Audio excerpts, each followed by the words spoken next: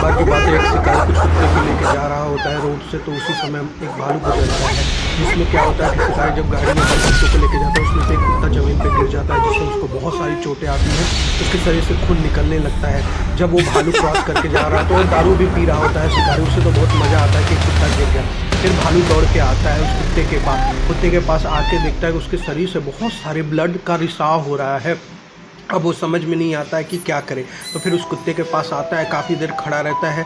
फिर उसके दिमाग में कुछ आइडिया आती है, उसके उठा के लेके जाता है एक जंगल के पास, जहाँ पे बहुत सारे उसके इलाज करते हैं आयुर्वेदिक तरीके से, फूल पत्ती पत्तों से। उसको बहुत प्यार आता है। मलहम पट्टी करने के बाद वो देखता है कि कुत्ता बहुत कमज़ोर हो गया। पास के एक तालाब में से एक मछली को देखता है, फिर एक मछली को निकालता है। मछली को निकाल के उसको फिर भूनता है कि ताकि मेरा जो दोस्त कुत्ता है उसको वो खिला सके। फिर वो मछली को लेके आता है, उसको अच्छे तरीके से भूनता है। भालू बहुत प्यारा रहता है।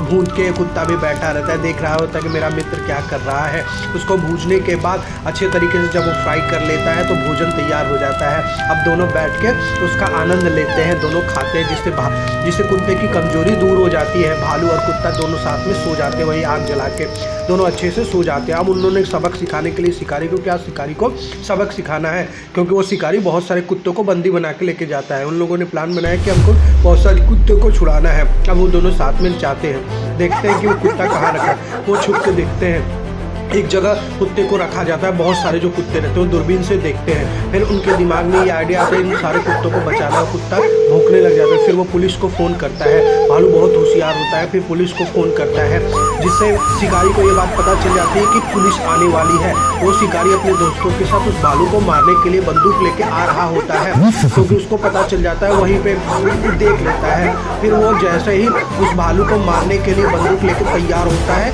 जब भालू को मार देगा, उधर भालू आ रहा होता है, उसको बंदूक से उड़ाने के लिए तैयार हो जाता है। तब तक उसका जो मित्र कुत्ता होता है वो अपने मित्र को मारने नहीं देता, वो दौड़ के आता है। अब भालू फंस चुका होता है, तब तक दौड़ के आता है और उसके जगह पे उस कुत्ते को गोली लग जाती है।